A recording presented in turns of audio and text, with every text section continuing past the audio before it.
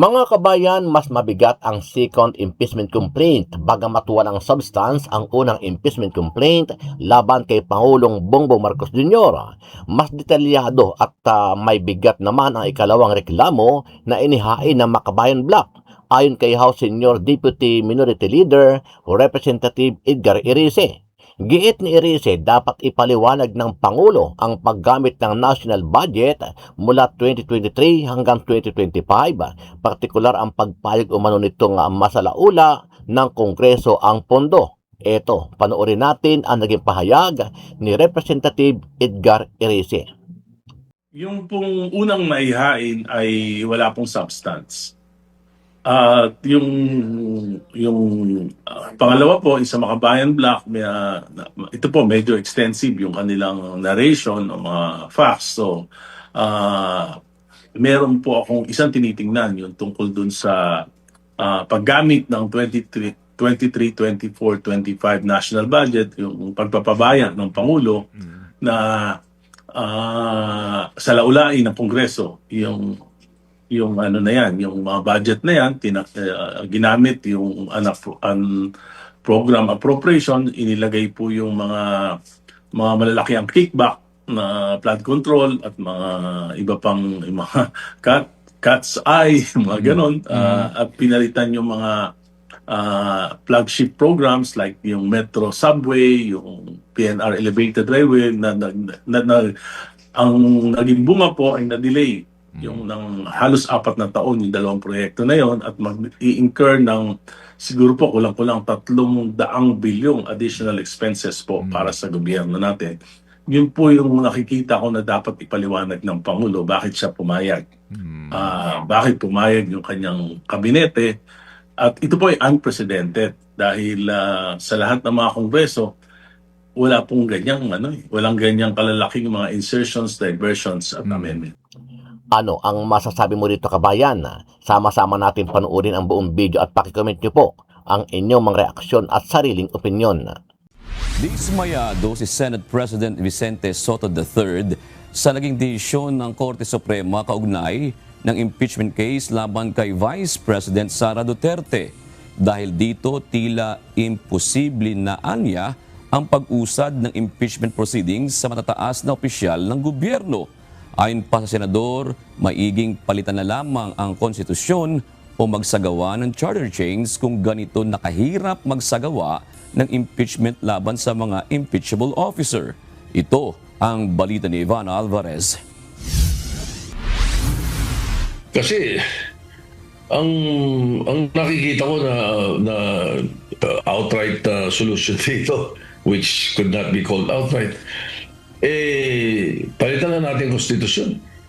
Baguhin na natin pagkaganyan, ano? Suportado ni Senate President Vicente Tito Sotto III na amyendahan ng 1987 Constitution matapos isapinal ng Supreme Court ang desisyon na unconstitutional ang Articles of Impeachment laban kay Vice President Sara Duterte. Ayon kay SP Sotto, bunsod ng mga patakarang idinagdag ng Korte Suprema para sa proseso ng impeachment, imposible nang mapatalsik sa pwesto ang mga opisyal ng gobyernong hindi ginagawa ang kanilang mga trabaho. Nagtataka rin ang senador sa unanimous decision ng Supreme Court Justices na aniyay hindi man lang nabigyan ng paliwanag kung bakit ganoon ang naging hatol ng mga ito. In other words, ako, bottom line, ayaw na nila may impeachment sa Pilipinas.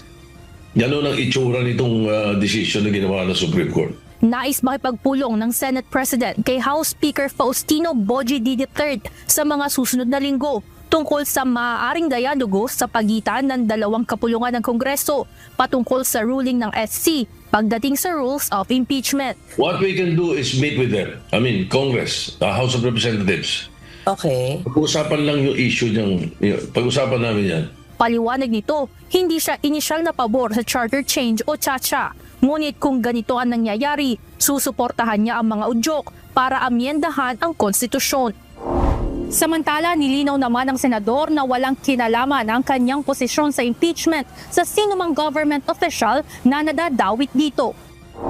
Walang personalidad dito whether it's the impeachment of the filed impeachment for President Marcos or Vice President Duterte. It's nothing to do with that. Even if somebody files an impeachment to any of the members of the Supreme Court, walang kinalaman yung aking punto dito. Paliwanag nito ang kanyang punto ay ang prinsipyo ng legislation na nasa kamay ng mga mambabatas at wala sa kapangyarihan ng mga hukom. Idinagdag kasi ng hukumat na dapat na ring isama ang due process sa buong proseso ng impeachment, pati speedy disposition of cases. Ayon kay Soto, ang pagdadagdag ng mga karagdagang patakaran sa batas ay sa pamamagitan ng Constitutional Convention at hindi sa bisa ng ruling ng Supreme Court. Mabigat na buwan para sa kanila to, pero mas sa punto de vista ng mga biktima o kaya ng mga naagrabyado nila, finally.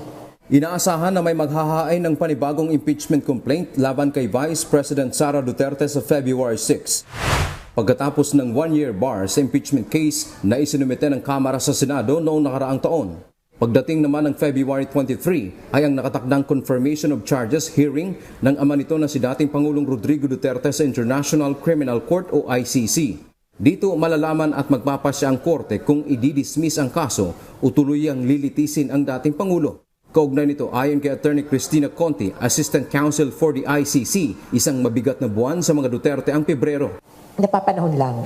Hindi ko pa nga tinitingnan niya na February, kundi 2026. Will be the time for them to come to terms with their crimes, for their transgressions against the Filipino people. Muli ring sinabi ni Conti na wala silang nakikitang hadlang sa ngayon para hindi matuloy ang confirmation of charges kay FPRRD. Samantala, inaasahan na maghahain ng impeachment complaint ang Makabayan Bloc laban kay VP Sara. Parehong ground ang kanilang isasampa tulad ng betrayal of public trust. Yung pa rin talagang confidential funds, yung pagwaldas nito, paglabag sa batas at mga guidelines on confidential funds. Kaugnay naman ang issue na baguhin ang House Rules sa impeachment proceedings, sinabi ni Makabayan Bloc lawmaker, ACT Teachers Party List Representative Antonio Tinio na wala siyang nakikitang dahilan na baguhin pa ang kanilang rules. Malinaw naman anya sa desisyon ng korte na ang binago lang ay ang interpretasyon ng mga salitang session day at calendar day. Session days as used in Article 11, Section 3, Subsection 2, or for purposes of the first mode of initiating an impeachment complaint, does not mean legislative session days. A session day for purposes of Article 11 in the Constitution was given its plain and ordinary sense, which the court interprets to mean a calendar day in which the House of Representatives holds a plenary session. I don't think may kailangang baguhin, no? Dahil ang binago lang ng latest decision na ito ay yung interpretasyon, no, ng mga termino. Specifically, I think the most concrete one there is how to interpret the word session days when it comes to impeachment. Kabilang sa nilinaw ng korte sa kanilang desisyon ay optional ang pagpapadala sa House Committee on Justice ng reklamo kapag ang ginamit ay ang second mode of impeachment. Ito ang direktang paghahain ng verified complaint o resolution of impeachment ng at least 1/3 ng lahat ng miyembro ng House of Representatives. Just another question. There are ongoing impeachment, complaints before the House of Representatives, and basically they're adopting the 2025 ruling of the Supreme Court on the procedure for impeachment. Now, with this clarification on, for example, the Gutierrez precedent, gagamitin na po ba itong ruling ng Supreme Court on the MR, yung clarifications na to, on the current impeachment proceedings before the House of Representatives? Well, this resolution of the Supreme Court is its latest, and it clarified a number of things when it comes to the two modes of impeachment, the due process requirements required for each mode, as well as when each mode is being initiated for purposes of the one-year bar rule. So yes, it will be this one that should be followed. Hi ma'am, Tetch Lupas po from Inquirer. Tetch. Clarify ko lang, so wala na yung Francisco ruling, eto na yung susundin niya? Actually, no. Francisco and Gutierrez are still good decisions, and it also said that yes, the court followed Gutierrez, but it expounded on it. Kasi kay Gutierrez, what happened there was a referral to the Committee on Justice. But then in this case, what happens when it is not referred? What happens when it is not put in the order of business within the 10 days required by the Constitution, or it's not referred to the Committee on Justice within the 3 days thereafter as required by the Constitution? So, nilagyan lang ng options yung sa from Francisco ruling. More like it clarified the ways in which the first mode of impeachment is deemed initiated. Isa pang question. Yes. Ano po yung date ng promulgation? The promulgation was January, nung Wednesday. Kahapon. January 28. Yes.